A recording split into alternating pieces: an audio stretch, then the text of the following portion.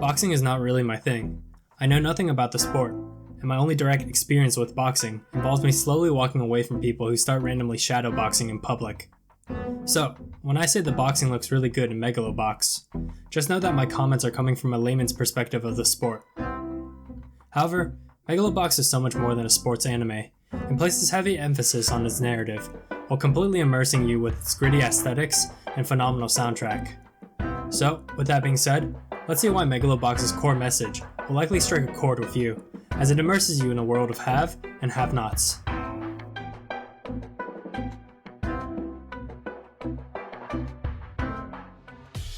Megalobox follows an unnamed protagonist, who goes by the moniker of Junk Dog at the start of the show. As an underground boxer, Junk Dog and his partner Nambu make a living off of throwing matches for the mob. However, squandering his potential in rigged matches leaves Junk Dog wanting for more, and everything changes when the Megalobox champion of the world, Yuri, makes an unexpected visit to the underground ring. After getting knocked out in the first round, Yuri issues a challenge to our protagonist. If you want a rematch, then fight your way up to my ring. With these words, our protagonist and his partner Nambu register as a team with the International Megalobox Association, this time under the moniker of Joe.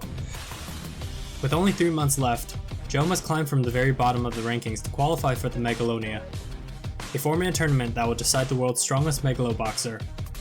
As Yuri waits in his ring, Joe faces off against fierce opponents, in the hopes of earning one of the 3 remaining spots to Megalonia, and a step closer to his fated rematch. Fans of the action genre will enjoy Megalobox as each episode is filled to the brim of training montages and fights in the ring. Of course, there is a degree of strategy employed during matches that gets you thinking as the fighters and their coaches navigate their opponent's strengths and weaknesses like a puzzle. These subtle distinctions during fights adds a level of groundedness to the narrative that makes each match's outcome feel logical and strays away from anime tropes and excessive plot armor. However, Megalobox is so much more than a hype sports anime, and will appeal to those looking for more nuance in their narrative. Those who appreciate world building will find the setting of Megalobox interesting, as it features a modern take on a dystopian society that uses subtext to depict extreme wealth inequality and social stratification not uncommon to our world. However, it's how Megalobox integrates these inequalities directly with the characters, and makes the world building feel like a natural extension of them. Initially, the rivalry of Joe and Yuri feels like 2 fighters from completely different backgrounds. Joe and Nambu have to work with cheap Megaloboxing gear and run-down training facilities, while sitting at the bottom of the rankings. Yuri, on the other hand, is rocking state-of-the-art equipment and advanced training technologies, while being dubbed the King of Kings.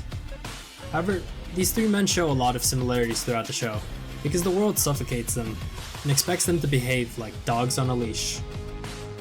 Instead of a typical underdog sports story, Megalobox provides 3 simultaneously occurring redemption arcs that nicely integrates the struggles of our characters with the world, and emphasizes a story that isn't solely about winning the Megalonia, and more about staying true to yourself, despite the pressures and expectations of the world. Even though Megalobox first aired in 2018, you wouldn't be entirely crazy to think this was an anime from the 90s. The overall animation style of Megalobox is very unique, with a nostalgic aesthetic that reminds people of masterpieces like Cowboy Bebop and Samurai Champloo. Fortunately, the art style of Megalobox is not like CGI, and doesn't require an adjustment period for the viewers, as the gritty 90s aesthetic feels like a perfect fit for the grim narrative of Megalobox, that not only adds to its charm, but also provides consistency in the environmental storytelling. Despite its dated look, there's nothing cheap about the visuals of Megalobox, because the 90s art style is animated with modern day technology. You'll immediately notice the quality of detail during fights and action sequences, while feeling more immersed with the societal decay that is present in rundown training facilities and ghetto city outskirts. Just like the animation style, the music of Megalobox has a large impact on its narrative, and feels like a perfect fit to the overall ambiance of the show, with plenty of hip-hop inspired tracks being played in the city outskirts, that are nicely juxtaposed by the futuristic beats played in corporate structures near the center of the city. Naturally, the hip-hop beats also provide a nice flow to fights, with the build-up of the bass feeling heavier and heavier with each jab and punch during matches, while the dirty instrumentals of the tracks adds another layer of grit to the show that is thematically consistent with its narrative and animation style. Those who enjoy hip-hop inspired tracks will find the beats of Megalobox extremely satisfying, and should consider wearing headphones while watching because the bass and dirty instrumentals does a great job enhancing the overall experience. On the surface, Megalobox appears as a simple underdog story that will entertain you with stupidly satisfying boxing matches and character rivalries.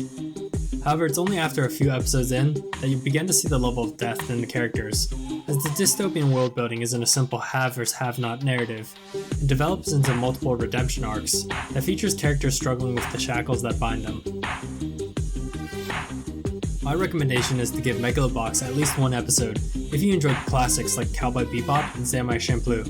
While those who enjoyed Samurai Champloo will likely see a lot of similarities with Megalobox, as it blends intense action choreography, dystopian world building, and hip-hop inspired tracks to deliver a tonally consistent world that feels dark and gritty.